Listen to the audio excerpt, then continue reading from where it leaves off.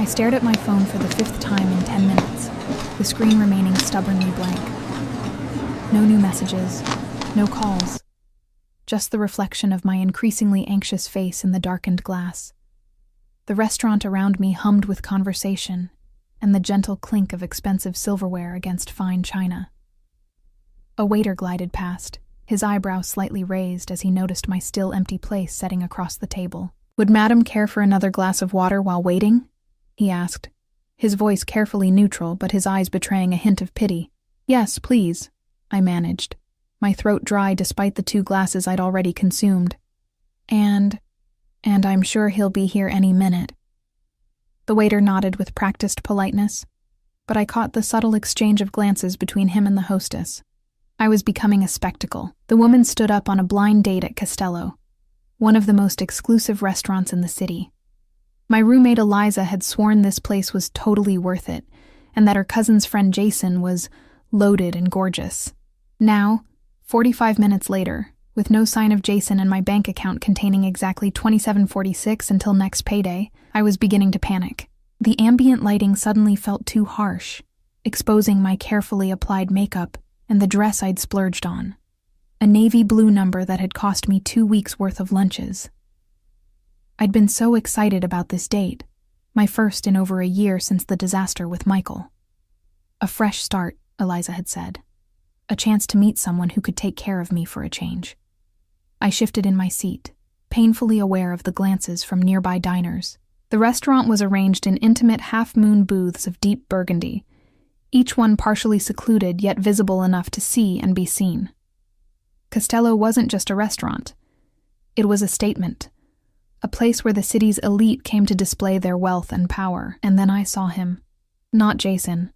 I'd already scrolled through his dating profile pictures enough times to recognize him instantly, but the man in the corner booth diagonally across from mine.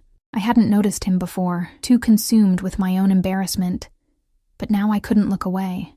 He sat alone. Though his table was set for 4, his presence somehow filling the space that would normally require several people. Dark hair, immaculately styled, framed a face that seemed carved from stone, all angles and shadows in the dimmed lighting. He wore a suit that even I could tell cost more than my monthly rent, the fabric catching the light as he moved his hand to lift a glass of amber liquid to his lips. What caught my attention wasn't just his obvious wealth or his striking features, but the way he seemed separate from the buzz of the restaurant, as if existing in his own gravitational field. As I watched, 2 men approached his table. Deferential in their posture, they spoke in hushed tones, leaning forward while he remained still, only occasionally nodding or murmuring something in response. When they left, they walked backward for the first few steps, like courtiers leaving a monarch. My phone buzzed suddenly, startling me so badly I nearly knocked over my water glass. My heart leapt. Finally, Jason with an explanation. But it was just Eliza. Any sign of him yet? I swallowed hard and typed back. Nothing. 45 min late. Pretty sure I've been stood up. 3 dots appeared immediately. Then, "That jackass! I'm going to kill my cousin. Are you okay? Can you just leave?" My cheeks burned as I glanced at the small leather folder on the edge of my table. The waiter had brought it 20 minutes ago, containing the bill for my single glass of white wine. An impulse order when my nerves had gotten the better of me. $18. Nearly my entire remaining budget until payday. Already ordered a drink. Can't dine and dash, I replied. Shit, Emma. I'm so sorry. I'd transfer you money, but I'm flat broke until tomorrow. The reality of my situation crashed down on me. I was stranded at one of the most expensive restaurants in the city, with no date and barely enough money for the wine, let alone an Uber home. I could feel tears threatening, blurring the chandelier lights into starbursts. Taking a deep breath, I tried to collect myself. I needed to explain to the waiter, maybe offer to wash dishes or... Excuse me. The voice came from beside me, deep and smooth as velvet. I looked up, blinking away the moisture in my eyes, and found myself staring at an expensively tailored jacket, then higher, into the face of the man from the corner booth. Up close, he was even more imposing, tall, with shoulders that blocked the light, creating a shadow that fell across my table. His face was striking rather than conventionally handsome, with a straight nose, high cheekbones, and eyes so dark they appeared black in the restaurant's dim lighting. "I couldn't help but notice your situation," he said, his voice carrying a slight accent I couldn't place. "Your date isn't coming, is he?" Embarrassment flooded me anew. Great. Even the strangers in the restaurant had been watching my humiliation unfold. "It appears not," I said, trying to keep my voice steady. "Just a misunderstanding, I'm sure." His lips curved in what might have been a smile, though it didn't reach his eyes. "A man who keeps a woman like you waiting isn't worth your time." Before I could respond, he gestured subtly, and a waiter materialized beside him. Not the one who had been serving me, but an older man with a silver mustache who seemed to be in charge. "Marco," the dark-eyed stranger said, "the lady will be joining me for dinner. Please have her things moved to my table." Marco bowed slightly. "Of course, Mr. Russo, right away." My brain finally caught up with what was happening. "Wait, Unless," Mr. Russo said, his gaze intense enough that I had to resist the urge to look away, "you'd prefer to continue waiting alone?" I glanced around at the other diners, some of whom were now openly staring. My phone screen lit up with another message from Eliza. "Maybe try to sneak out." "I don't even know you," I said, my voice barely above a whisper. He extended a hand, large and adorned with a single platinum ring on his right index finger. "Alessandro Russo. And you are?" The situation felt surreal, like I'd stumbled into someone else's life. "Emma," I replied, automatically taking his offered hand. "Emma Chen." His fingers closed around mine, warm and dry. "Well, Emma Chen," he said. And the way he pronounced my name sent an involuntary shiver down my spine. "I'm having dinner alone tonight, which is a rare occurrence for me. You've been abandoned. It seems the universe is suggesting we should eat together." There was something in his tone that didn't quite match his words. Less suggestion, more command, despite the civility of his phrasing. I should have politely declined, should have figured out another solution. But something about Alessandro Russo made refusal feel impossible, like trying to swim against a powerful current. "I can't afford this place," I blurted out, honesty winning over pride. That almost smile returned. "I'm inviting you to be my guest. Now come, before your wine gets any warmer." As if on cue, Marco appeared with my glass and the leather folder containing my bill, which Alessandro took and tucked into his jacket without looking at it. A second man had materialized behind him, broad-shouldered and stone-faced, wearing an earpiece despite the late hour and indoor setting. He scanned the restaurant constantly, his gaze never resting in one place for long. I hesitated only a moment longer before gathering my purse and standing. What choice did I really have? As I followed Alessandro through the restaurant, I was acutely aware of the eyes tracking our progress. Curious, envious, speculative. The back of Alessandro's jacket was immaculate, not a wrinkle to be seen, and he moved with the confidence of someone who never questioned his place in the world. His booth was larger than mine had been, positioned in a corner that offered a view of the entire restaurant while remaining partially secluded. As we approached, I noticed a third man rise from a nearby table to join the guard behind us. These weren't friends or business associates, I realized with a jolt. They were security. "Who are you?" I asked, as Alessandro gestured for me to take a seat on the plush burgundy cushion. He slid in across from me, adjusting his cuffs with a practiced motion. "I told you my name. That's not what I meant." Alessandro studied me for a moment, then signaled to Marco without breaking eye contact with me. "Bring the 96 Brunello and a fresh menu for Ms. Chen." Only when Marco hurried away did he lean back slightly. "I'm a businessman with diverse interests. Import, export, real estate, finance." The vagueness of his answer should have been my second warning. The first had been the security detail. But there was something magnetic about him that short-circuited my usual caution. "And do you often rescue stranded women from embarrassing dates?" I asked. "Only when they intrigue me." He leaned forward slightly, and I caught a hint of his cologne, something expensive and subtle, with notes of cedar and spice. "Tell me, Emma Chen, what do you do when you're not being stood up by unworthy men?" The directness of his gaze made my skin prickle. "I'm a translator, Mandarin and English, mostly for corporate clients and sometimes at conferences." "Ah," he said, with what seemed like genuine interest. "You have an excellent ear for language, then." My mother was Chinese, my father American. I grew up speaking both. I wasn't sure why I was sharing personal details with this stranger, but something about his focused attention made me want to fill the silence. Marco returned with a bottle of wine that he presented to Alessandro, with the reverence usually reserved for religious artifacts. After Alessandro nodded his approval, Marco poured a small amount for him to taste. The ritual continued with an efficiency that spoke of long practice, and soon I had a glass of deep red wine in front of me that probably cost more than my weekly grocery budget. "To unexpected meetings," Alessandro said, raising his glass. I hesitated, then lifted mine in response. "To expensive rescues," something that might have been amusement flickered in his eyes as he took a sip. I followed suit, the wine blooming across my tongue with a complexity that justified its obvious cost.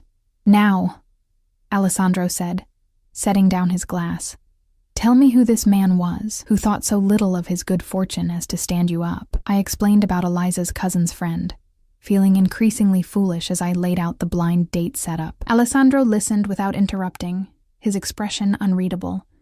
When I finished, he made a small sound that might have been dismissal. "A boy playing at being a man," he said.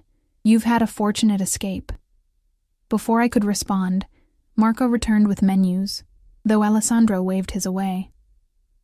"We'll have the chef's selection, starting with the scallops and the truffle risotto." He looked at me.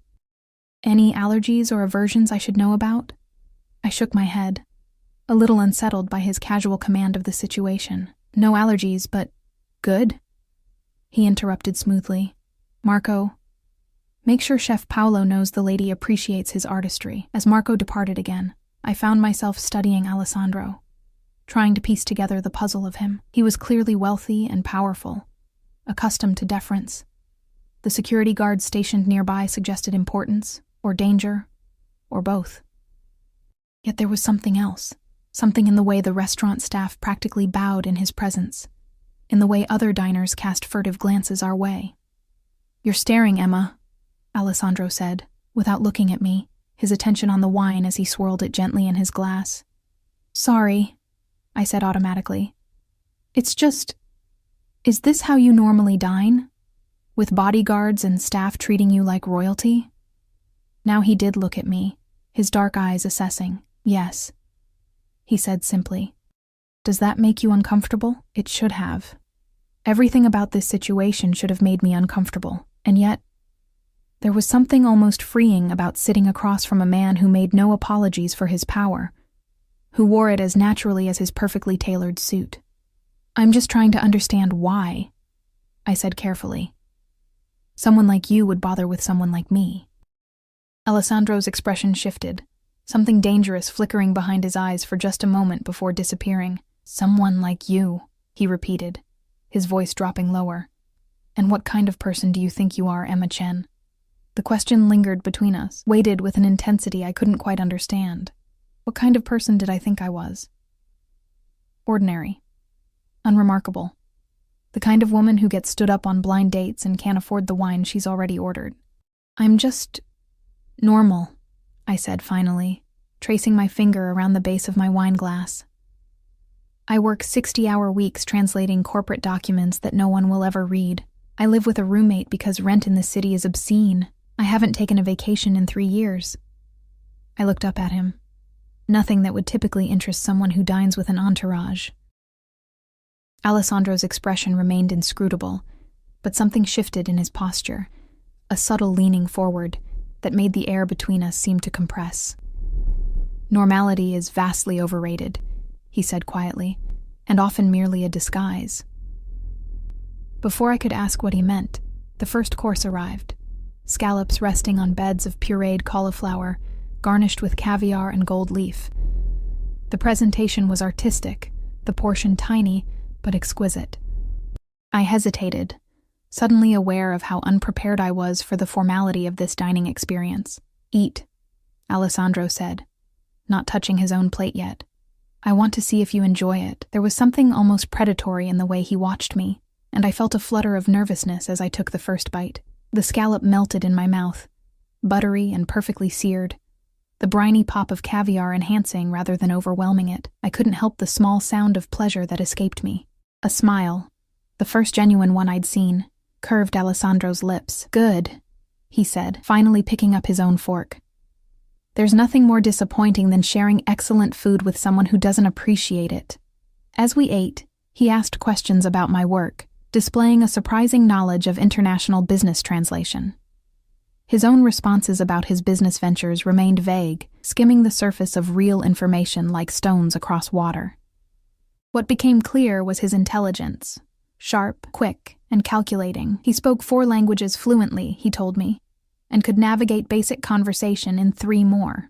"Languages reveal how people think," he said, as our empty plates were whisked away and replaced with small bowls of truffle risotto. "The patterns, the underlying structures of thought. You must see this in your work." I nodded, warming to the topic. It's why machine translation still falls short. It can't capture the cultural context, the subtle shadings of meaning. I took a bite of the risotto, the earthy perfume of truffles filling my senses. Last month, I was working on a contract where a single character in Mandarin had 3 possible interpretations, each changing the entire meaning of the clause. "And which interpretation did you choose?" Alessandro asked, his dark eyes intent on mine. "The one that most favored my client," I admitted, then felt a flush of embarrassment at my candor. I mean, within ethical boundaries, of course. Something that might have been approval flickered across his face. "Of course," he echoed, but the slight curve of his mouth suggested he understood perfectly the gray areas of business negotiations. "Loyalty is important in your line of work, then." "Trust is everything," I agreed. "Clients need to know I'll protect their interests." "And do they reward this loyalty appropriately?" I thought of my tiny apartment, my dwindling bank account, the promotion I'd been promised for 6 months that never materialized.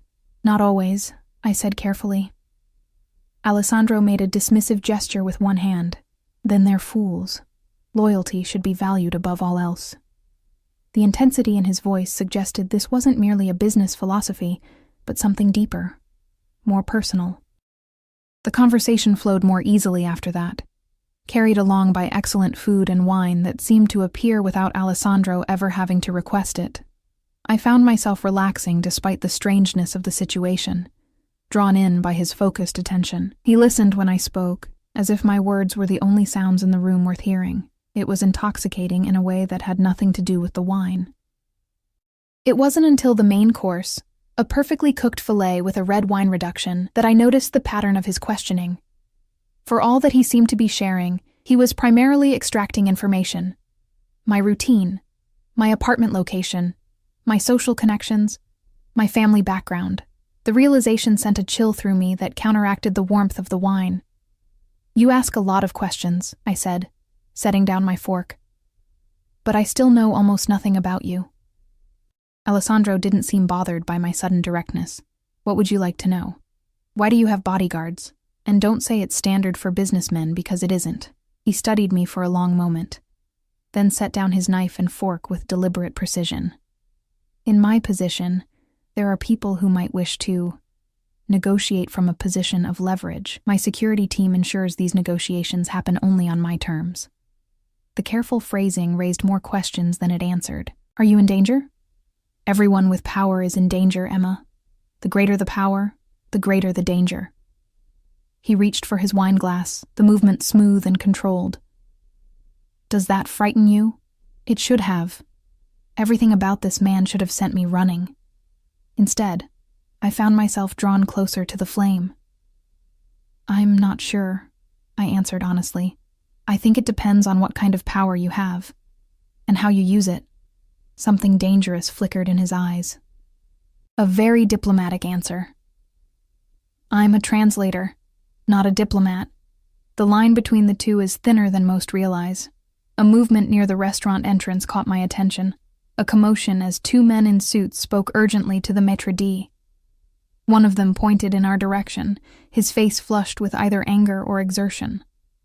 Alessandro followed my gaze, his expression hardening as he recognized the men. He made a subtle gesture, and instantly his security detail was on alert, one moving toward us while the other intercepted the newcomers. I watched, pulse quickening, as a tense exchange took place by the entrance. "Is everything okay?" I asked, my voice barely above a whisper.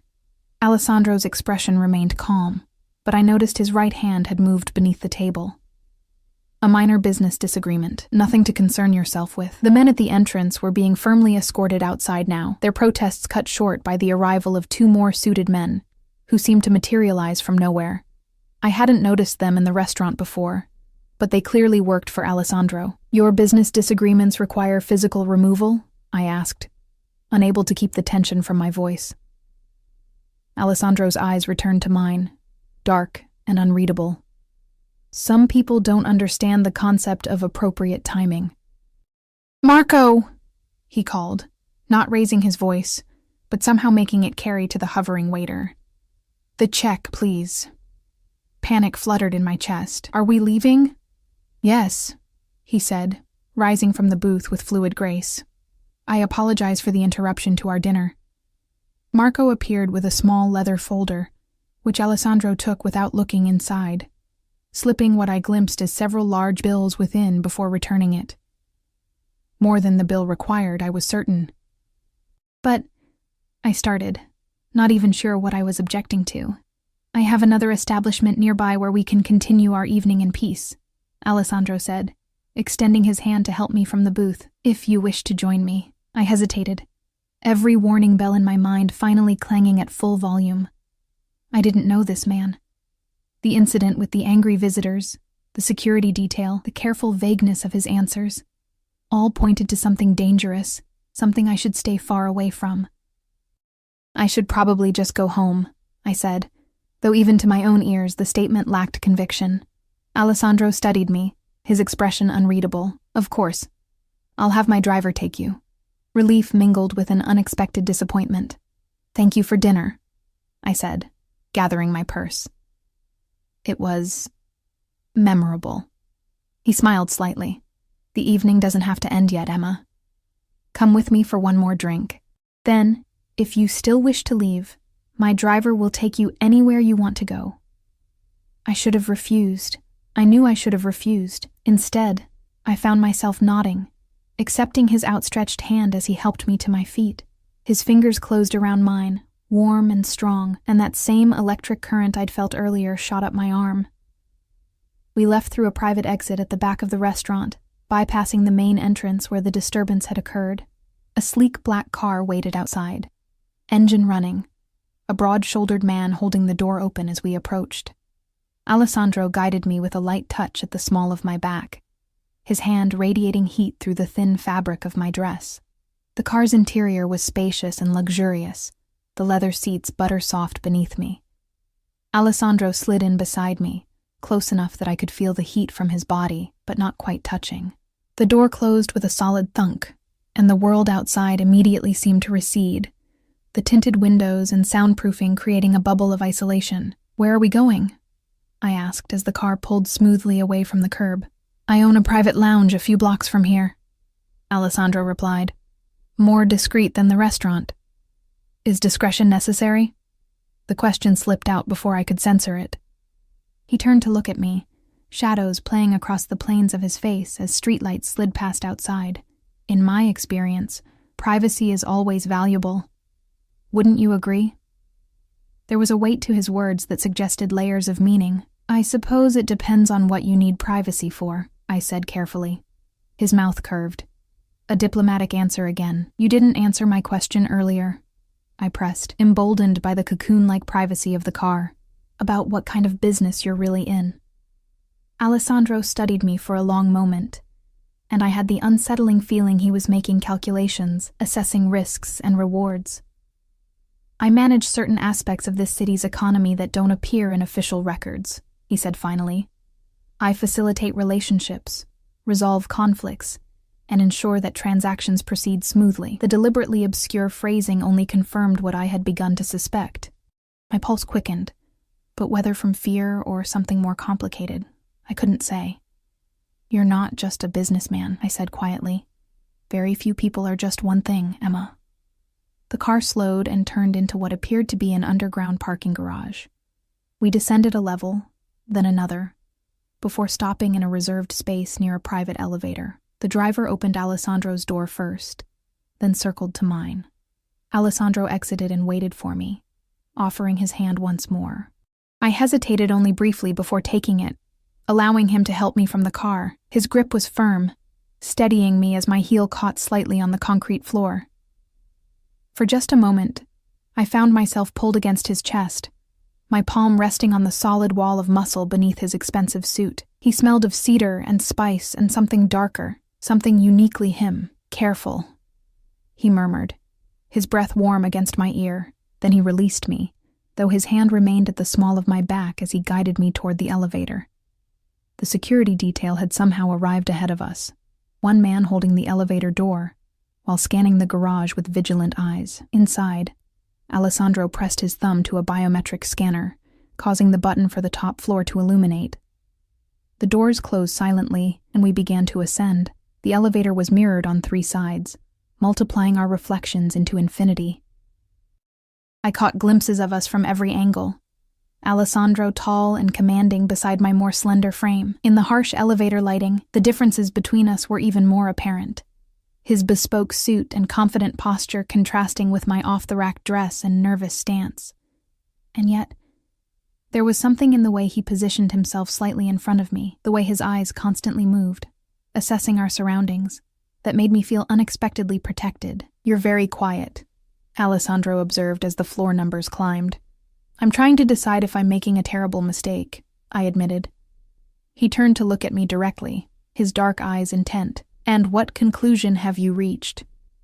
"I haven't yet, but I think the sensible part of my brain is losing the argument." A smile ghosted across his lips. "The sensible parts of our brains rarely lead us to the most memorable experiences, Emma." The elevator slowed smoothly, and the doors opened to reveal a stunning space. A private lounge with floor-to-ceiling windows overlooking the city. The lighting was low and intimate, the furnishings sleek and modern. A bar of gleaming mahogany dominated one wall, while comfortable seating arrangements were scattered throughout. Despite the size of the space, we appeared to be the only occupants. "Welcome to Il Rifugio," Alessandro said, his hand still at the small of my back as he guided me inside. My private sanctuary. As I stepped into the room, I could feel myself crossing a threshold that had nothing to do with the physical space. A boundary between the life I had lived until tonight, and something new and dangerous and thrillingly unknown. The view was breathtaking. From this height, the city spread out like a tapestry of lights, buildings transforming into jeweled structures against the velvet darkness. I moved toward the windows, drawn by the panorama. "It's beautiful," I said softly. "It is," Alessandro agreed, though when I glanced back, I found him watching me rather than the view. He had removed his suit jacket, draping it over a nearby chair, leaving him in a crisp white shirt that accentuated the breadth of his shoulders and the lean strength of his torso. The simple act of removing a layer felt strangely intimate. He moved to join me at the window, standing close enough that I could feel the heat radiating from his body. "I come here to think," he said, "to remind myself of what I've built and what remains to be done." "And what exactly have you built?" I asked, turning to face him. Alessandro considered me for a long moment. "An empire of sorts," he finally said, though not one recognized by conventional authorities. The confirmation of what I'd suspected should have terrified me. Instead, I felt a strange calm descend, as if the uncertainty had been worse than the truth. "You're an organized crime," I said. Not a question this time. "I prefer to think of it as alternative governance." His voice remained level, his eyes never leaving mine. "The traditional structures of power in this city are corrupt and inefficient. I provide stability where they cannot." A burst of nervous laughter escaped me. "Is that what you call it?" "It's what it is." He moved to a sideboard where crystal decanters gleamed in the low light. "Would you like a drink? I have an excellent 25-year-old scotch." The surreality of the situation struck me anew. Standing in a luxurious penthouse with a self-admitted crime lord who was offering me aged scotch as if we were at a normal dinner party. "Yes," I said, surprising myself. "I think I need one." Alessandro poured amber liquid into 2 heavy crystal tumblers, then returned to hand me one. Our fingers brushed during the exchange, sending that now familiar current through my skin. I took a sip, the scotch burning a warm path down my throat. "Why are you telling me this?" I asked. "Isn't it dangerous to admit what you are to a stranger?" He moved back to the window, gazing out at his domain. "You're intelligent enough to have already deduced the truth. Denying it would only insult us both." He turned to face me, and I find myself disinclined to lie to you. I took another sip, larger this time, welcoming the heat as it spread through my chest. "Is that unusual for you, being disinclined to lie?" A smile touched his lips, making him look momentarily younger, almost boyish. "Extraordinarily so. In my world, truth is a luxury rarely afforded. And yet you're affording it to me. Why?" Instead of answering, Alessandro gestured toward a seating area of low, comfortable couches. "Please, sit. The view is just as magnificent from there, and we can be more comfortable." I followed him, choosing a seat that allowed me to keep some distance between us. The couch was buttery soft leather, cradling my body as I sank into it. Alessandro sat opposite me, his posture relaxed yet somehow still commanding the space. "You asked why," he said, swirling the scotch in his glass. "From the moment I saw you in that restaurant, abandoned, vulnerable, yet holding yourself with such dignity, I felt something I rarely experience. Curiosity." His eyes found mine, dark and intent. "You intrigue me, Emma Chen, because I was stood up on a date?" I asked skeptically. "Because of how you handled it. Most women would have left immediately, or caused a scene, or dissolved into tears. You did none of those things. You sat there, spine straight, chin up, facing your humiliation with quiet courage." He leaned forward slightly. "Strength and vulnerability is uncommon." His words warmed me in a way that had nothing to do with the scotch. "You're giving me too much credit. I was just too broke to leave." "Perhaps that was part of it," he acknowledged with a slight incline of his head. "But not all. There's something in you that refuses to break, even when bent. I recognize it because I see it in the mirror. The comparison should have offended me. I was nothing like this dangerous man. And yet, something in his words resonated. I had survived my own battles, my mother's death when I was 16, my father's subsequent descent into alcoholism, working my way through college while supporting us both. Different wars than his, fought on different battlefields, but wars nonetheless. "You don't know me," I said, but my voice lacked conviction. "Not yet," he agreed. "But I would like to." The simple statement hung in the air between us, weighted with implications. I knew I should leave now, call an Uber, and forget this night had ever happened. Return to my small apartment, my struggling career, my unremarkable life, but the thought felt hollow, like settling for shadows after glimpsing the sun. "What would that mean?" I asked, my voice barely above a whisper. "You knowing me?" Alessandro set his glass down on the table between us, the movement deliberate. "That depends entirely on what you want, Emma." "And if I don't know what I want?" His eyes darkened. "Then perhaps I can help you discover it." The air between us seemed to thicken, charged with an electricity I couldn't name but could certainly feel. I finished my scotch in one burning swallow, needing the liquid courage. "You're a dangerous man," I said. "Yes." No denial, no attempt to soften the truth, and being known by you would be dangerous for me. "Also, yes." He leaned forward, elbows on his knees, regarding me intently. "But danger and reward often walk hand in hand. The question is whether you believe the potential reward justifies the risk." I set my empty glass beside his. "I don't even know what the reward might be." Something shifted in his expression, a heat entering his gaze that made my pulse quicken. "Don't you?" Before I could respond, a discreet chime sounded. Alessandro's expression hardened as he reached for his phone, checking the screen with a frown. "Excuse me," he said, rising. "I need to take this. It will only take a moment." He moved across the room, speaking in rapid Italian too quiet for me to hear. Left alone, I had a moment to breathe, to think. What was I doing here? This man had admitted to being a criminal, surrounded himself with armed guards, and radiated danger from every pore. And yet, I couldn't deny the pull I felt toward him. Not just physical attraction, though that was undeniably present, but something deeper. A recognition, perhaps, of something in him that matched something in me, like puzzle pieces from entirely different puzzles that somehow fit together. My phone buzzed in my purse. I pulled it out to find 3 increasingly panicked messages from Eliza. "Emma, are you okay? Did you get home safe? Emma. Answer me or I'm calling the police." I quickly typed back, "I'm fine. Got a ride. Tell you everything tomorrow." The response was immediate. "What? With who? Send your location now." I hesitated, thumb hovering over the screen. What would I even say? Having drinks with the crime lord who rescued me from my failed date didn't seem like something that would reassure her. "Everything's fine. I promise. Battery dying. Talk tomorrow." I turned off the phone before she could respond, knowing it was cowardly, but unable to face her questions when I had no answers myself. Alessandro returned, his expression now composed, though I detected lingering tension in the set of his shoulders. "I apologize for the interruption." "Business or pleasure?" I asked. "Business," he said, resuming his seat. "Always business." "Is it difficult?" The question slipped out before I could reconsider it. "What you do?" He studied me for a moment, as if weighing how much to reveal. "Any position of leadership comes with burdens," he said finally.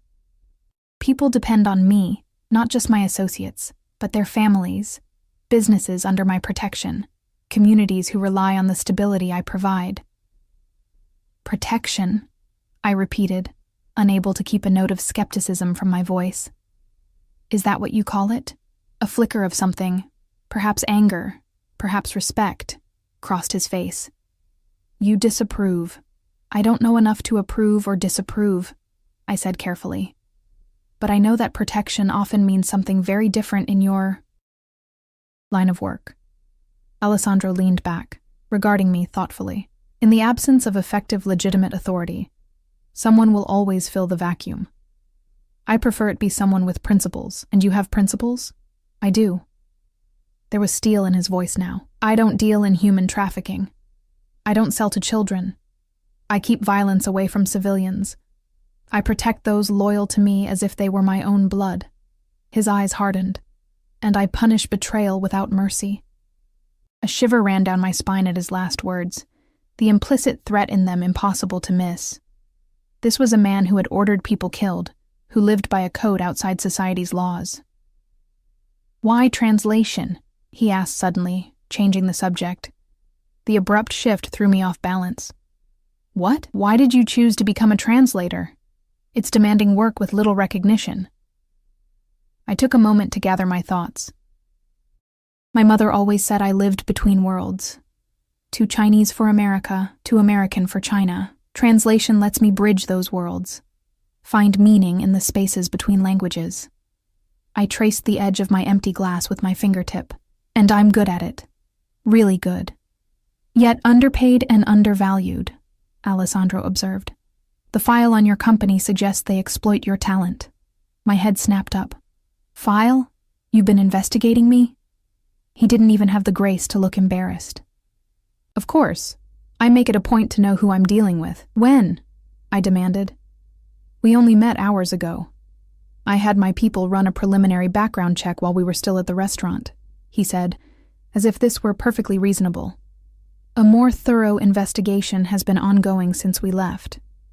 Anger flared in my chest. "You had no right—" "I take my security very seriously," he cut in, his voice hardening. "I needed to know you weren't placed in my path deliberately." "Placed in your—" I broke off, realization dawning. "You thought I might be working for someone? A rival or the police?" Alessandro shrugged, the gesture elegant despite its casualness. It was a possibility that needed to be eliminated. "And has it been?" I asked, unable to keep the edge from my voice. "Am I cleared of suspicion?" His lips curved slightly. "You have no criminal record, no connections to law enforcement or rival organizations, an exemplary academic record at UCLA. A struggling translation business where you're consistently underpaid for your expertise. A father in an assisted living facility in San Diego, whose care consumes a significant portion of your income." His eyes held mine. "You are exactly who you appear to be, Emma Chen, which, as I said earlier, is fascinating to me." The detailed recitation of my life left me cold. "You had no right," I repeated.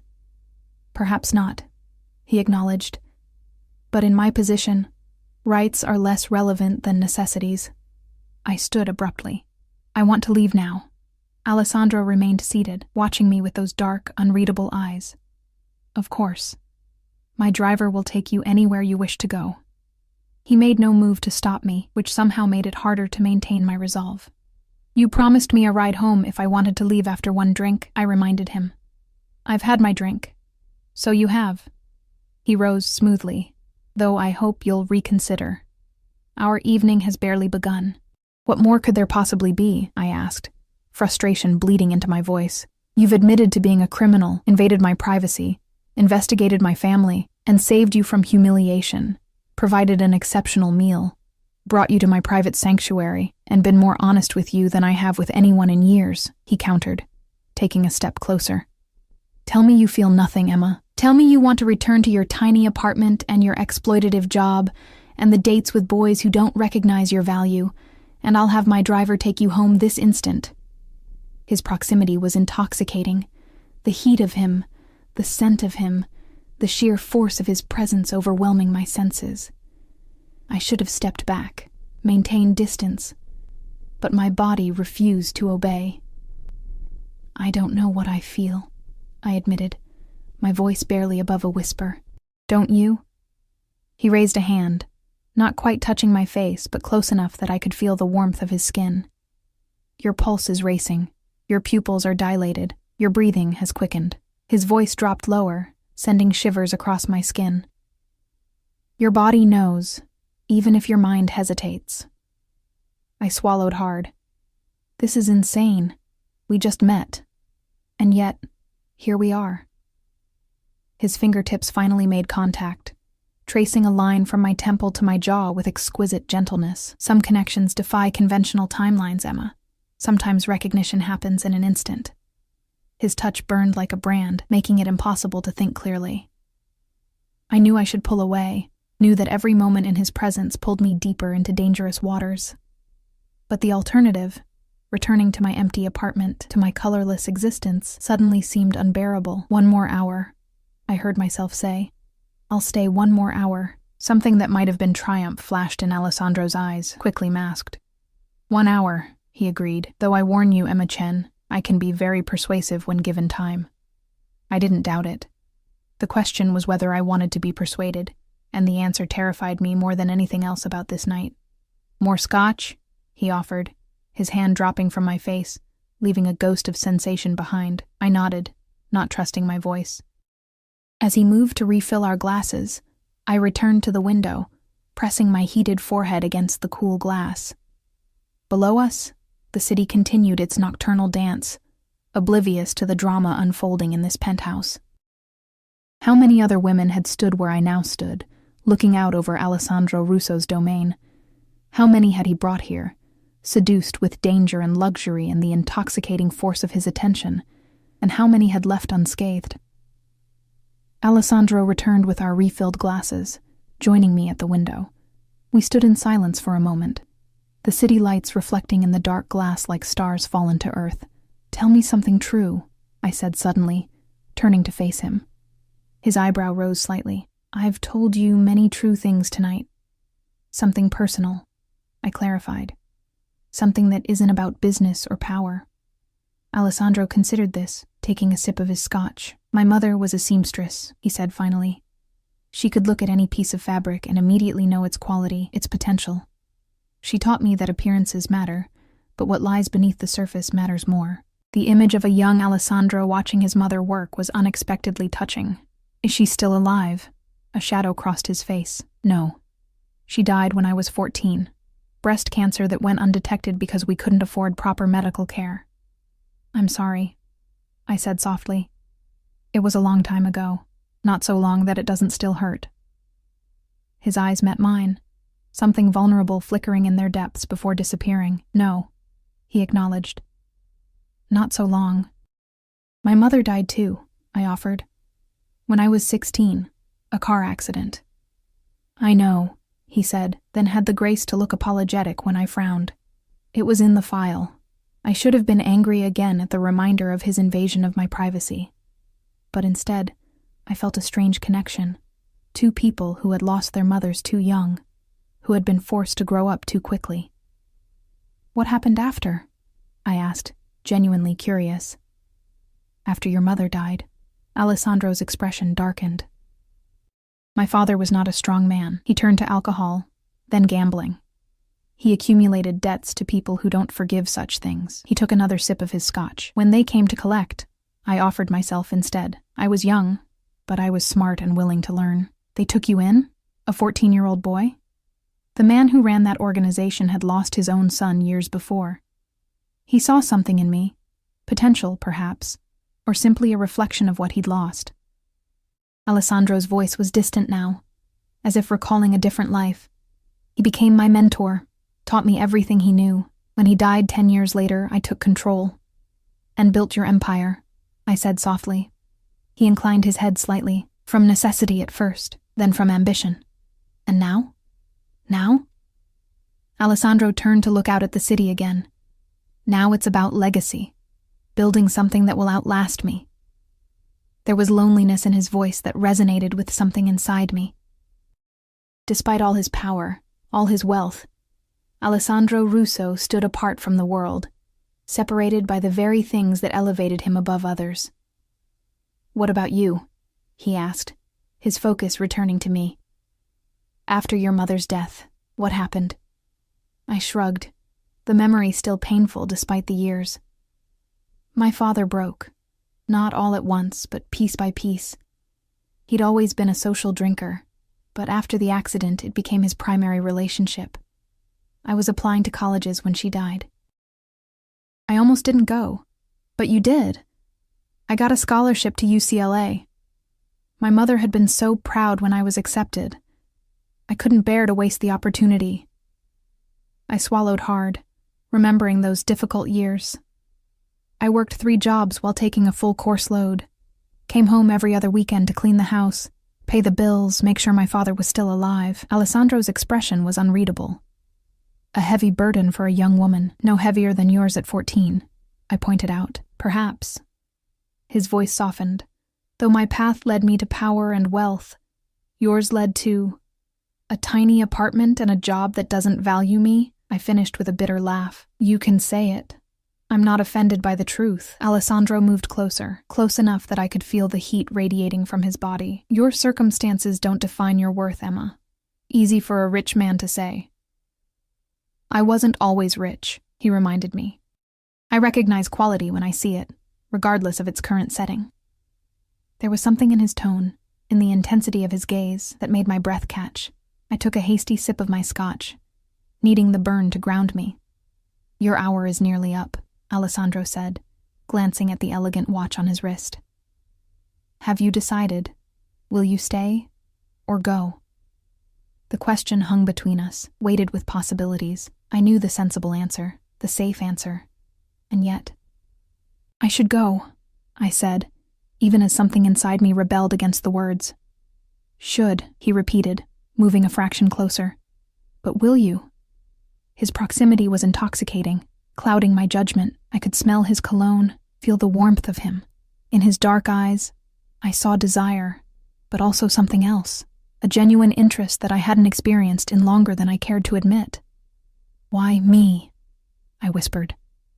"Of all the women you could have, why choose someone like me?" Alessandro raised his hand to my face, this time making full contact, his palm warm against my cheek. "Because you're real," he said simply. "In a world of masks and facades, you stand naked in your truth." "I'm not special," I protested weakly. "You are to me." His thumb traced my lower lip, sending electricity racing through my veins. "Stay, Emma. Not just for tonight, but for breakfast tomorrow. Let me show you a glimpse of what your life could be." Warning bells clanged in my mind, but they seemed distant, drowned out by the thunder of my heart. "And after breakfast? What then?" "That would be up to you," he said. "I'm not offering forever, Emma. Not yet. I'm offering a door to a different world. Whether you walk through it is your choice." I knew I was standing on a precipice. One step forward and my life would change irrevocably. One step back and I would return to safety and obscurity.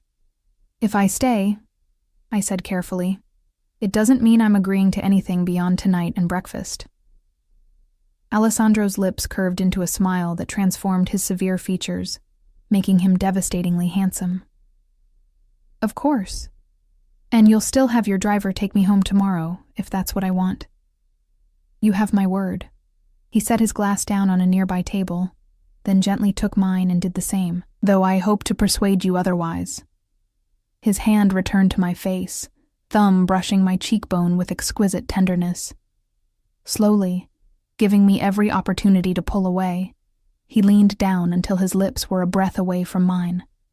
Last chance to run, Emma Chen, he murmured. Instead of answering, I closed the distance between us, pressing my lips to his. The contact was electric, a jolt of pure sensation that wiped away all thought. His arms encircled me, pulling me against the hard plane of his body as the kiss deepened. I felt consumed, devoured, as if he were trying to absorb me into himself. When we finally broke apart, both breathing heavily, I saw something like wonder in his eyes. Stay with me tonight, he said, his voice rough with desire. This time, there was no hesitation. Yes. I woke to sunlight streaming through floor-to-ceiling windows and the unfamiliar sensation of Egyptian cotton against my bare skin. For a moment, I was disoriented, the luxurious surroundings foreign to my sleep-addled mind. Then memories of the previous night came flooding back, the abandoned date, Alessandro's unexpected rescue, this penthouse, and everything that had followed. The space beside me in the massive bed was empty, but still warm. I sat up, clutching the sheet to my chest, and found Alessandro standing by the windows, already dressed in tailored trousers and a crisp white shirt, sleeves rolled up to expose muscular forearms. He was speaking quietly on his phone in rapid Italian, his back to me. I took the opportunity to study him unobserved. In the morning light, he looked no less dangerous than he had the night before, but there was a humanity to him that the darkness had obscured. The set of his shoulders spoke of burdens carried too long alone. The gestures of his free hand as he spoke hinted at passions kept tightly controlled. He turned suddenly, as if sensing my gaze, and his expression softened when he saw me awake. He murmured something into the phone and ended the call, slipping the device into his pocket as he approached the bed. Good morning, he said, sitting on the edge of the mattress. Did you sleep well? I nodded, suddenly self-conscious despite the intimacies we had shared hours before. What time is it? Just after 9. He reached out to tuck a strand of hair behind my ear, the casual tenderness of the gesture making my heart stutter. I've ordered breakfast. It should arrive soon. I should probably get dressed, I said, glancing around for my clothes. There's no rush. His eyes traveled over me, warm with appreciation, even though the sheet covered me. But if you'd be more comfortable, I had some clothes brought for you. They're in the bathroom. You had clothes brought for me, I repeated, unsure whether to be touched or disturbed by his presumption. How would you even know my size?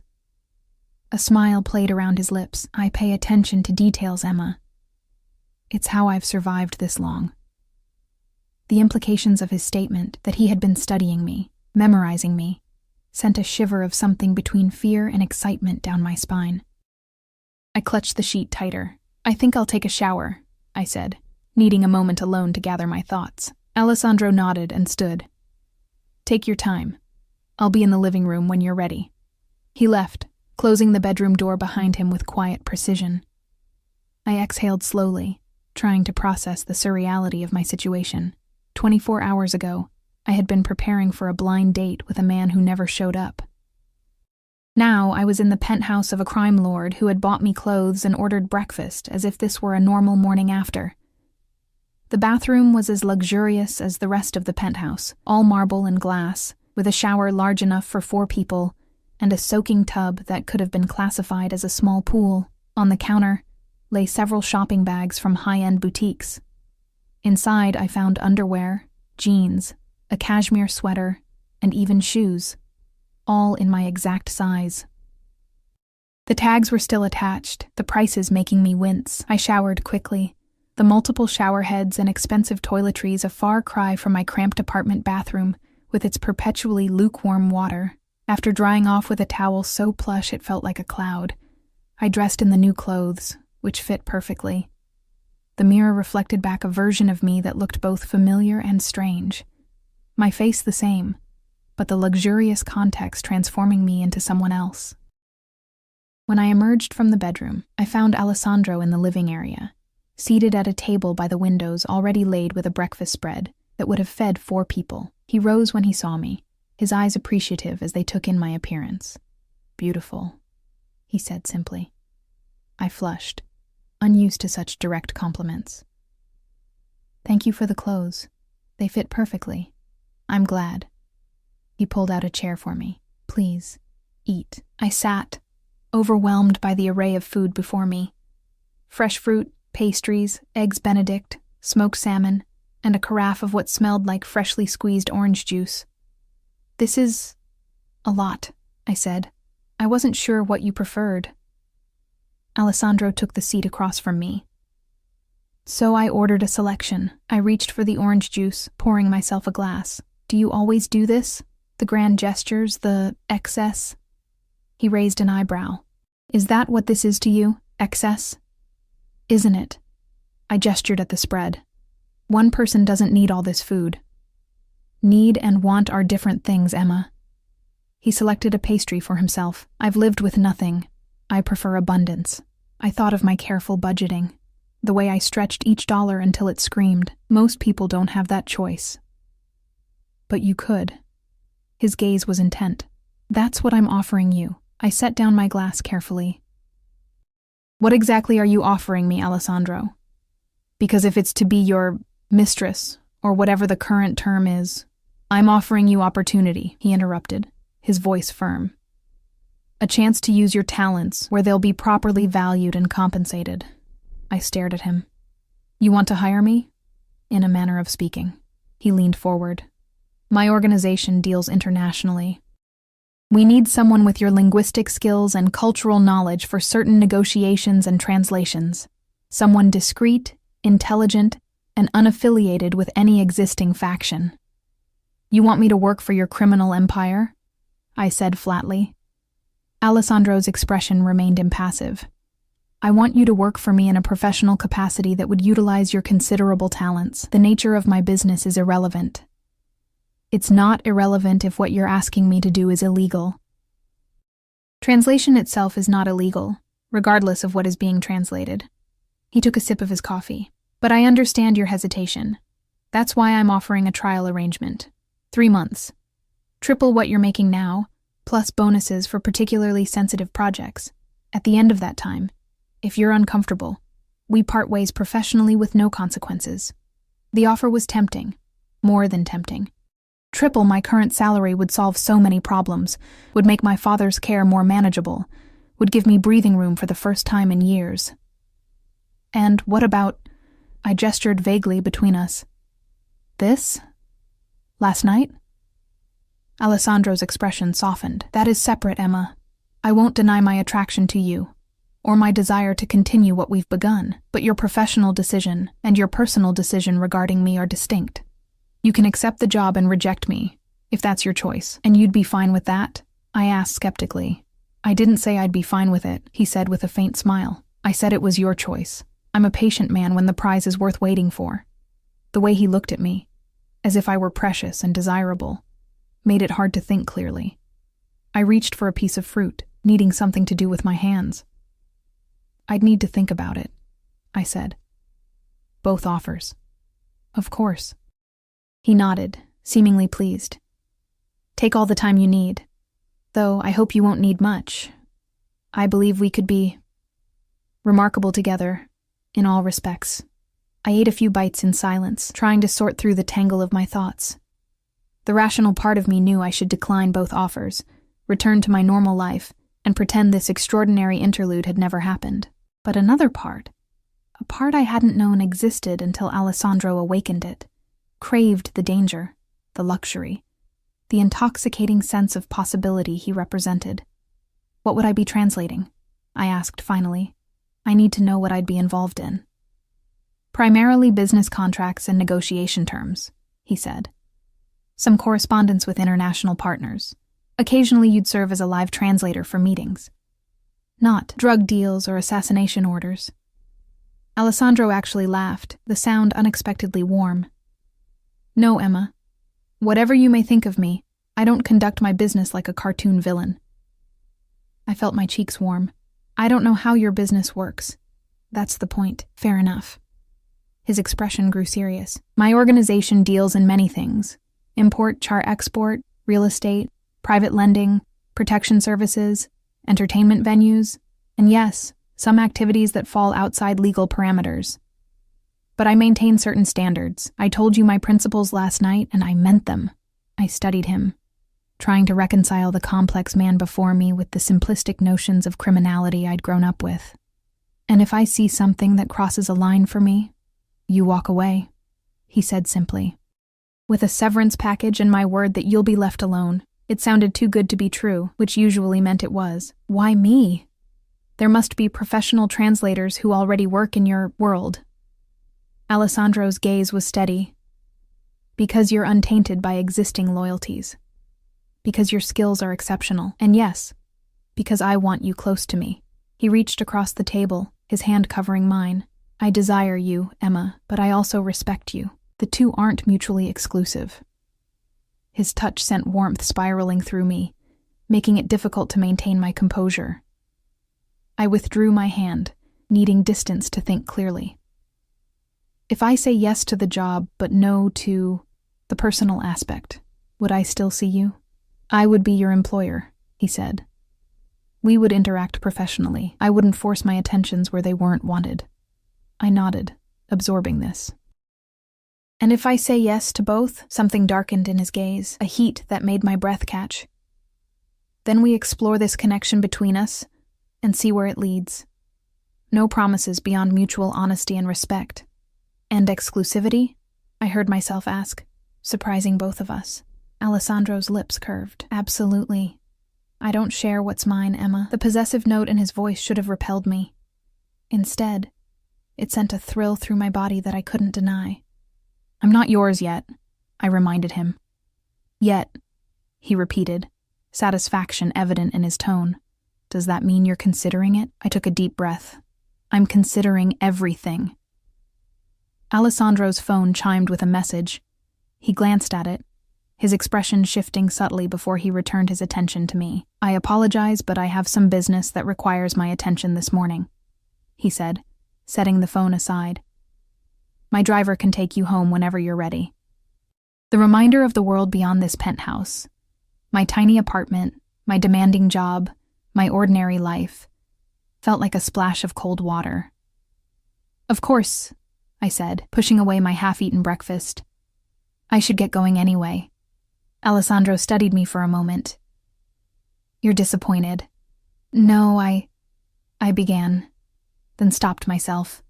Yes, actually. I thought we'd have more time to talk. His expression softened. I'd like nothing more than to spend the day with you, Emma. Unfortunately, some matters can't be postponed. He hesitated, then added, unless you'd be willing to wait. I should be finished by early afternoon. The invitation hung between us, tempting and dangerous. Part of me wanted to say yes, to extend this fantasy for a few more hours. But the rational part knew I needed space to think clearly, away from Alessandro's magnetic presence. I think I should go, I said finally. I have a lot to consider. He nodded, accepting my decision without argument. Of course. But before you leave, he reached into his pocket and withdrew a small card, sliding it across the table to me. It was plain white with only a phone number printed in elegant black script. This is my private line. When you've made your decision about either offer, call me.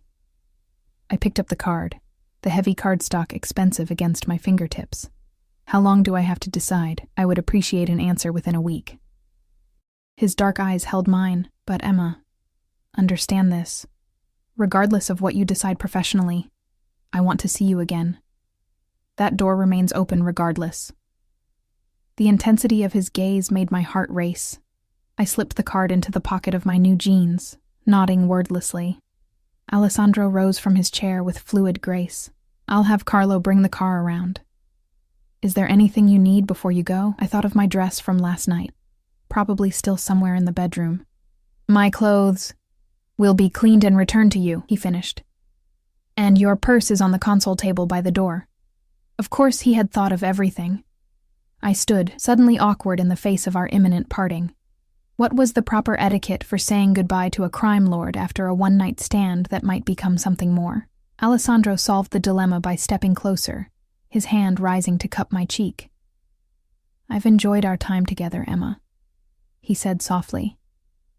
More than I expected. Before I could respond, he leaned down and kissed me, not the passionate embrace of the night before, but something gentler, a promise rather than a demand. It still left me breathless. When he pulled away, his expression was carefully controlled, but I caught a glimpse of genuine emotion in his eyes before he masked it. "Carlo will escort you down. I have to make a call before I leave." With that, he was gone, striding toward what I assumed was his office. I stood for a moment, fingers pressed to my lips, trying to process everything that had happened in the last 24 hours. A discreet cough drew my attention to the elevator, where a broad-shouldered man in a dark suit, Carlo, presumably, waited patiently. I grabbed my purse from the console table and followed him into the elevator, still feeling slightly dazed.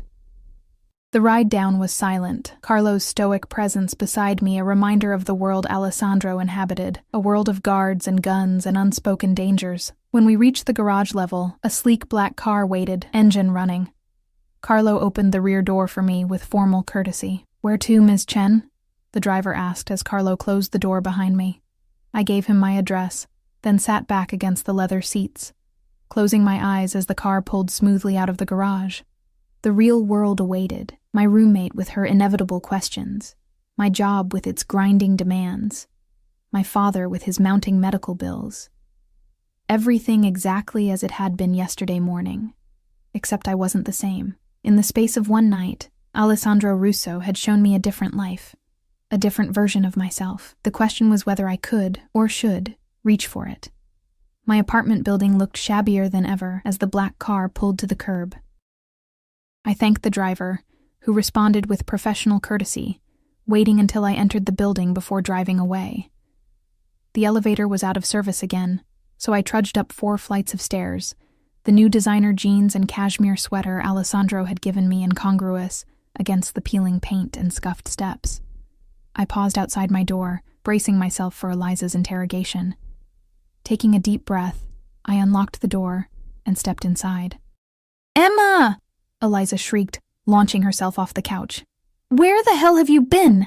I was about to file a missing person report." She stopped abruptly, taking in my appearance, the expensive new clothes, my slightly rumpled hair, the lingering glow that I couldn't quite suppress. "Holy shit," she breathed. "What happened to you? And what are you wearing?" I set my purse down on our small kitchen counter, buying time. "It's a long story. I've got all day," Eliza said, crossing her arms. "Start talking. Where did you go after being stood up? Why didn't you answer my texts? And since when do you own a sweater that probably costs more than our rent?" I sank onto our worn couch, the contrast between Alessandro's penthouse and our tiny apartment hitting me anew. "I met someone at the restaurant," I said slowly.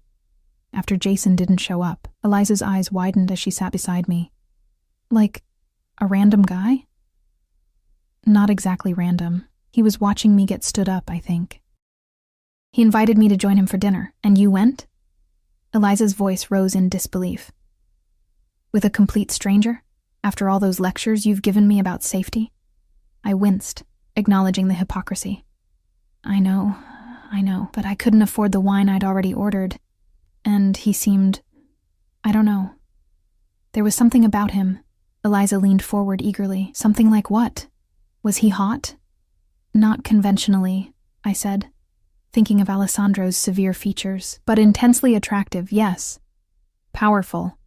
The kind of man who fills a room just by existing in it." "And you spent the night with him," Eliza said. Not a question. Her eyes dropped to my new clothes. "And he bought you stuff." I nodded, heat rising to my cheeks. "It wasn't planned. It just happened. Emma Chen, spontaneous sex goddess. Who knew?"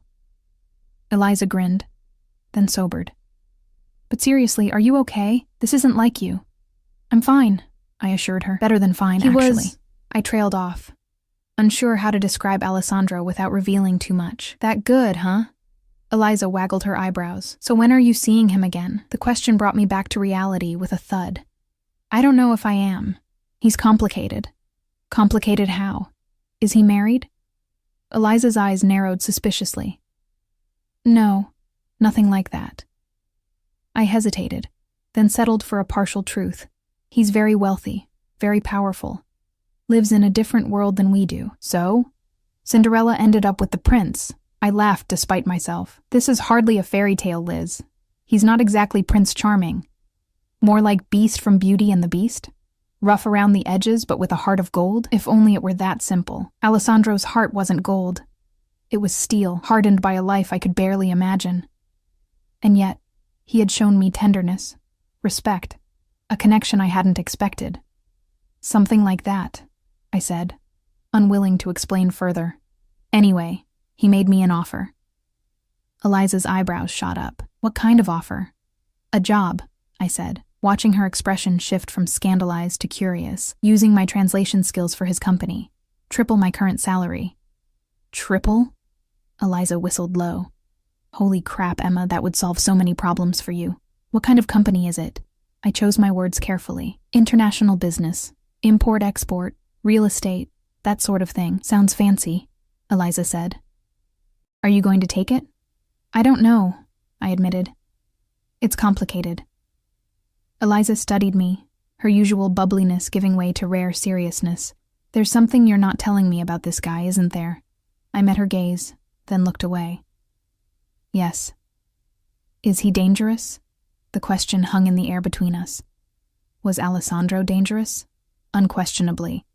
But was he dangerous to me? That was harder to answer. He operates outside normal rules, I said finally.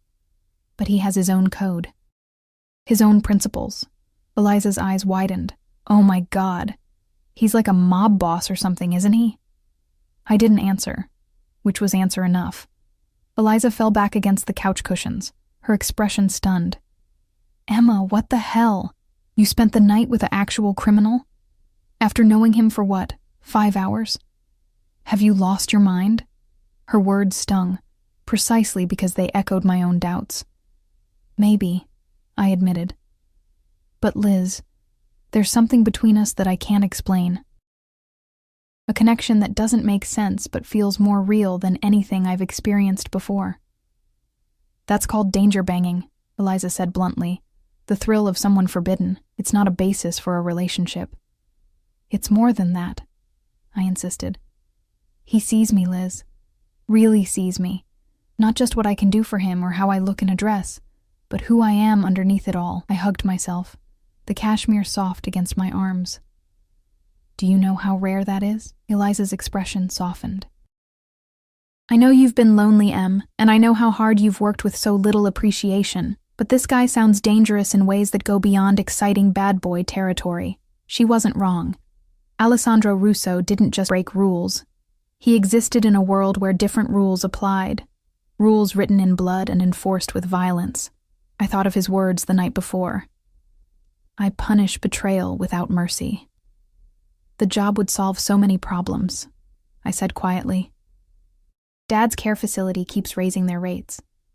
My student loans are barely getting smaller despite my payments, and I'm so tired of being undervalued at work. So take the job, Eliza said. But be careful about the man. Professional doesn't have to mean personal. Alessandro had said as much himself, that I could accept one offer without the other, but could I really separate the two? The memory of his touch, his kiss, the way he had looked at me across the breakfast table, made me doubt it. I have a week to decide, I said. Eliza squeezed my hand. Use it. Think carefully. And maybe run a background check on this guy. I laughed humorlessly. He already ran one on me. Of course he did, Eliza muttered. Because that's not creepy at all. I stood, suddenly exhausted despite the full night's sleep. I need a shower and some time to think. Sure, Eliza said, concern still evident in her eyes. But Emma, whatever you decide, be careful.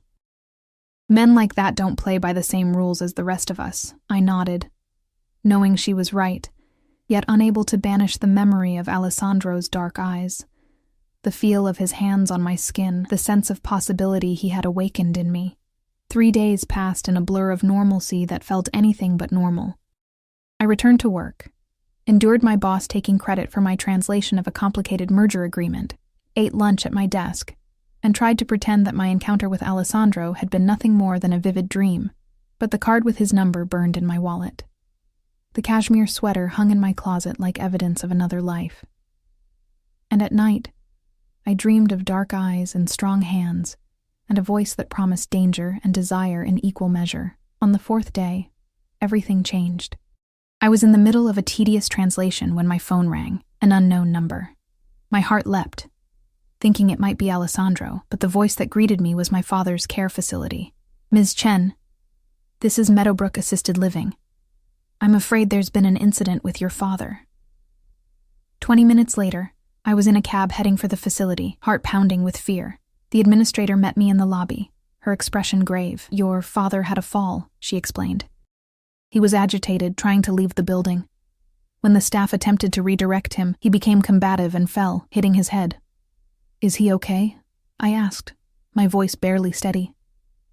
"He's stable, but the doctor wants him transferred to a memory care unit. His dementia is progressing more rapidly than we anticipated, and our facility isn't equipped for that level of care." My stomach dropped. Memory care? But that's significantly more expensive, yes, she confirmed. "I've prepared some information on facilities that might be suitable, but I must warn you, there's often a long waiting list unless you can pay privately." She handed me a folder with brochures, each one listing monthly rates that made my head spin. Even the most affordable would cost nearly twice what I was already paying, an amount that already stretched my budget to breaking point. "How long can he stay here?" I asked. 30 days, she said, not unkindly. "After that, we simply can't provide the level of care he needs." I nodded numbly, taking the folder. "Can I see him?" "Of course. He's been sedated, so he may be drowsy." My father looked smaller in the hospital bed, a bandage covering one side of his forehead. The strong, vibrant man who had taught me to ride a bike, who had held me while I cried after my mother's funeral, was disappearing piece by piece, replaced by a confused stranger who sometimes didn't even recognize me. I sat beside him, holding his hand, as the reality of my situation crystallized with painful clarity. I couldn't afford the care he needed, not on my current salary, not with my existing debts, not without help. The choice that had seemed so complicated suddenly simplified. I knew what I had to do.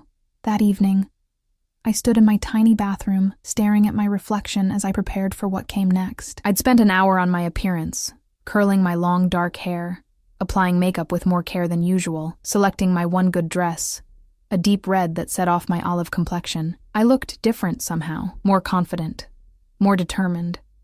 "Going somewhere fancy?" Eliza asked when I emerged. "I'm meeting Alessandro," I said, reaching for my coat. "I've made my decision." Eliza's expression grew serious. "About the job?" "About everything." She caught my arm as I turned to leave. "Emma, are you sure about this? There are other ways to get money. Other jobs." "Not fast enough," I said.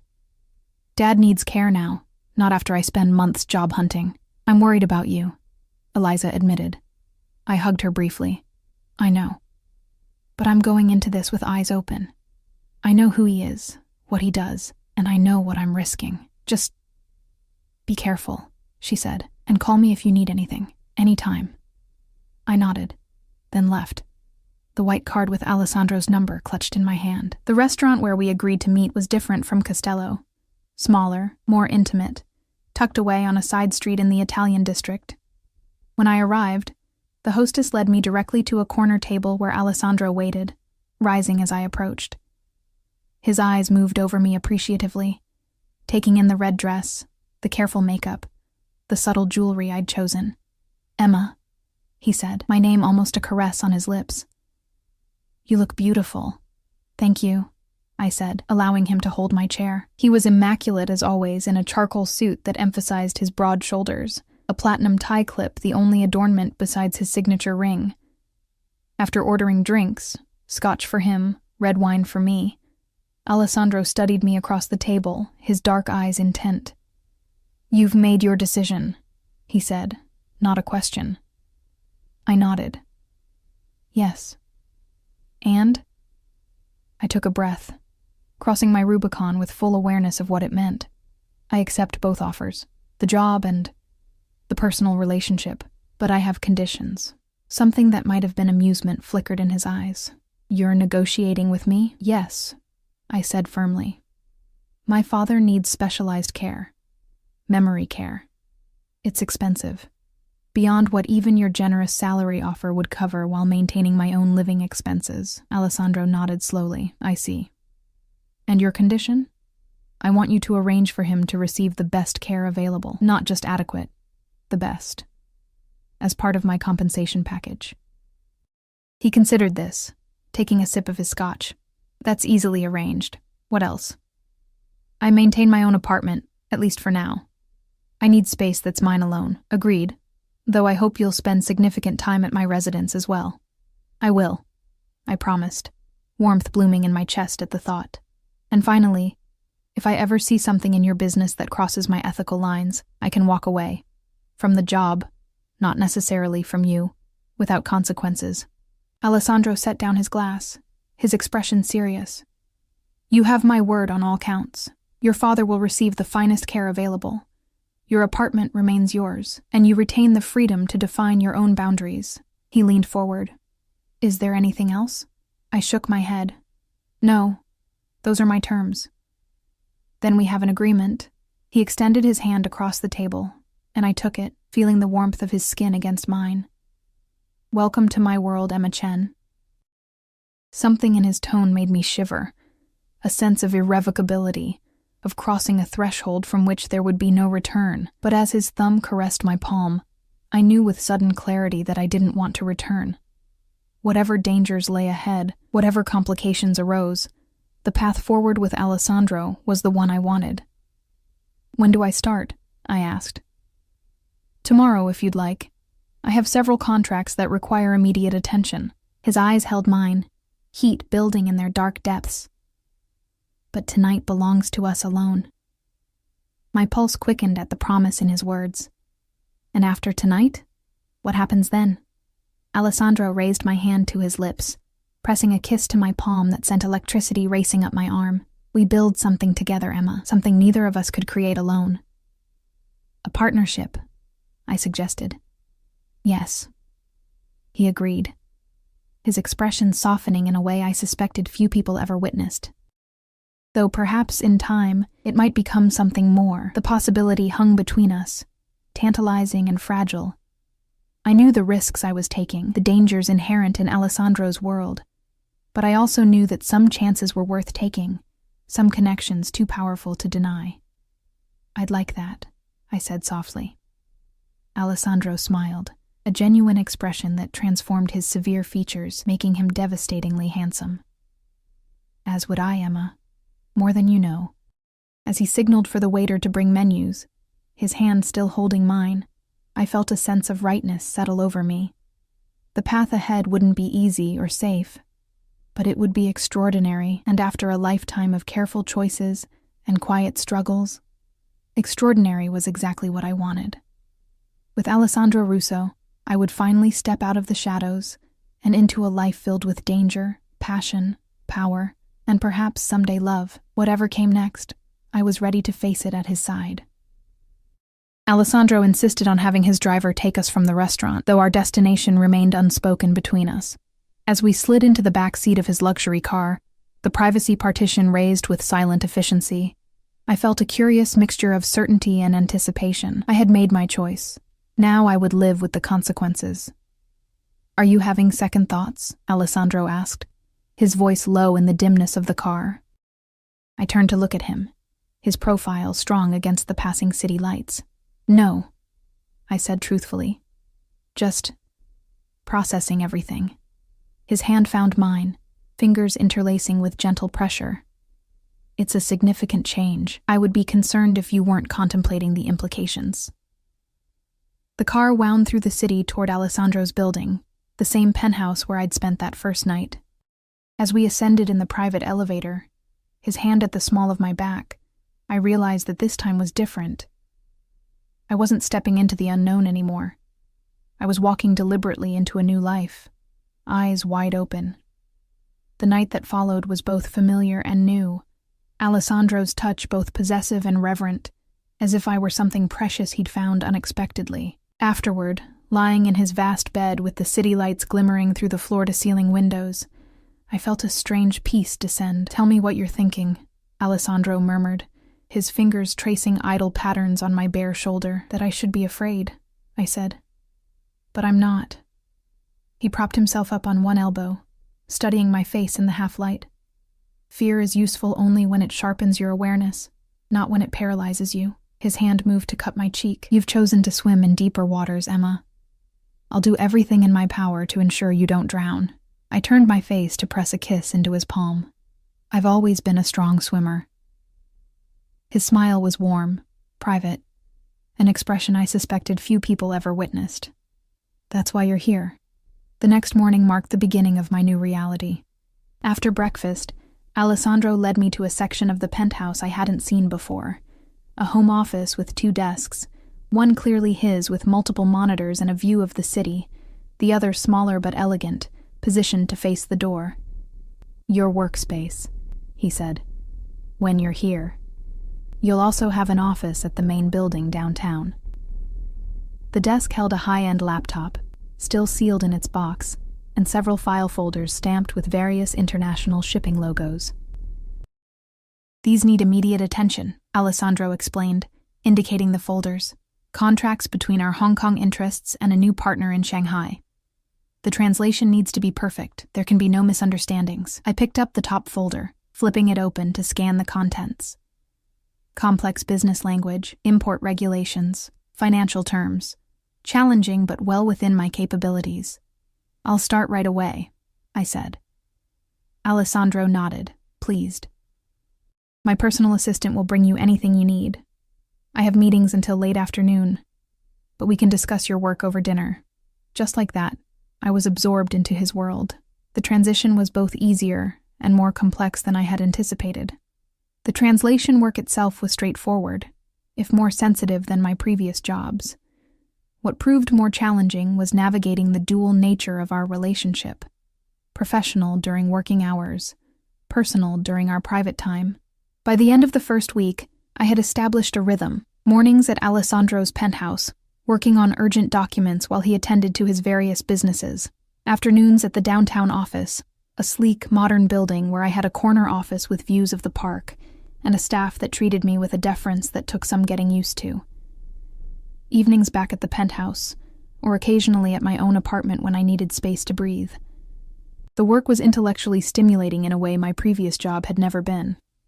I wasn't just translating dry corporate documents, I was facilitating complex international negotiations, sometimes sitting in on video calls to provide real-time translation while Alessandro and his associates hammered out details with foreign partners. I learned quickly to read between the lines, to understand the subtext beneath the formal business language. Some deals were entirely legitimate: real estate acquisitions, import-export arrangements for luxury goods, investments in restaurants and clubs. Others operated in grayer areas, with careful phrasing to obscure the true nature of the transactions. True to his word, Alessandro never asked me to translate anything related to violence or the darker aspects of his business empire. Whether he was shielding me or simply compartmentalizing, I couldn't be sure, but I appreciated the boundaries nonetheless. 1 month into our arrangement, Alessandro took me to see my father at his new care facility. A luxury establishment with manicured grounds, world-class doctors, and a staff-to-patient ratio that ensured constant attention. The difference from his previous placement was stark. My father had a spacious private room overlooking gardens, access to innovative therapies, and caregivers who treated him with genuine warmth. "Do you approve?" Alessandro asked as we walked the grounds after our visit. "It's amazing," I admitted, blinking back tears. I could never have afforded this for him. Alessandro's hand tightened around mine. "Your father deserves the best care available, And you deserve the peace of knowing he's well looked after." I looked up at him. This complicated man who could order violence without hesitation, yet show such unexpected kindness. "Thank you," I said simply. He nodded once, accepting my gratitude without diminishing it. "Your loyalty to your father speaks well of you, Emma. Family matters. Blood matters." I was beginning to understand that for Alessandro, these weren't just words but fundamental principles that guided his actions. Loyalty, family, honor, the old-world values that underpinned his modern criminal empire. 3 months passed, and the trial period Alessandro had initially proposed came and went without discussion. By then, I had become an integral part of his organization, trusted with increasingly sensitive negotiations. My linguistic skills had expanded beyond Mandarin and English to include basic Italian, a necessity for understanding the rapid conversations that sometimes erupted among Alessandro and his inner circle. I still maintained my apartment, though I spent less and less time there. Most of my clothes had migrated to Alessandro's penthouse, taking up space in his massive walk-in closet. The designer items he bought for me now far outnumbered my original wardrobe: cashmere sweaters, silk blouses, tailored suits for business meetings, and evening wear for the social events we occasionally attended. The social aspects of Alessandro's world presented their own challenges. At public functions, gallery openings, charity galas, restaurant launches, we presented as a successful businessman and his partner. In more private settings, among those who knew Alessandro's true nature, I was introduced simply as mine, a possessive designation that should have offended my independent spirit, but instead made me feel strangely protected. I observed the complex hierarchies of his organization, the way his captains deferred to him while commanding their own respect, the careful dance of power and submission that kept the empire functioning. Women were rare in this world, and those who were present typically fell into defined roles: wives, girlfriends, daughters to be protected. I occupied a unique position as both Alessandro's partner and a valued professional asset, earning a respect that was cautious at first, but gradually solidified as my contributions proved their worth. Not everyone approved of my presence, of course. Antonio, Alessandro's consigliere and oldest friend, regarded me with thinly veiled suspicion for months, convinced I was either an undercover agent or an opportunist. It was only after I caught a subtle mistranslation in a Hong Kong contract that would have cost them millions that he began to thaw. "You have good eyes," he told me grudgingly after that incident. "And a quick mind." From Antonio, this qualified as effusive praise. 6 months into my new life, the boundaries between Alessandro's world and mine had blurred beyond recognition. The woman who had once been stood up at Castello, who had worried about affording a glass of wine, seemed like a character from someone else's story. In her place was a woman who moved confidently through luxury and danger, who had learned to read a room for threats as well as opportunities, who understood power in all its forms. The changes weren't just external. Something within me had shifted, hardened in some places, softened in others. I was still myself, still Emma Chen, but with edges more clearly defined. It wasn't all smooth sailing, of course. There were arguments, fierce ones when Alessandro's controlling tendencies collided with my independence. There were moments of doubt, usually late at night, when I lay awake beside his sleeping form, wondering if I had compromised too much of myself in this bargain. And there were glimpses of the violence that underpinned his world, a bruised knuckle he wouldn't explain, hushed conversations that ceased when I entered a room, the occasional presence of weapons I pretended not to notice. But there was also connection, deeper than I had ever experienced. Alessandro saw me, truly saw me, in ways no one else ever had. He valued my mind as much as my body, challenged me intellectually, supported my growth both professionally and personally. And in quiet moments, when the mask of the powerful capo slipped, I glimpsed the vulnerable boy who had lost his mother too young, who had built an empire partially to ensure he would never be powerless again. On the anniversary of our first meeting, Alessandro took me back to Castello, reserving the same corner booth where he had sat that fateful night. I wore red again, a designer dress that complemented the ruby pendant he had given me that morning. a stunning piece set in platinum that nestled in the hollow of my throat. 1 year, he said, raising his glass in a toast. A significant milestone. I smiled, touching my glass to his. Did you expect we would make it this far? I had hopes, he admitted, though you've exceeded every expectation. After dinner, instead of returning to the penthouse, Alessandro directed his driver to the waterfront, where the city lights reflected on the dark water. He led me to a private dock where a sleek yacht waited, crew standing at attention as we boarded. What's this? I asked, as he guided me to the upper deck. The city skyline spread before us. I thought we could use a change of scenery, he said, his hand warm against my back. A weekend away.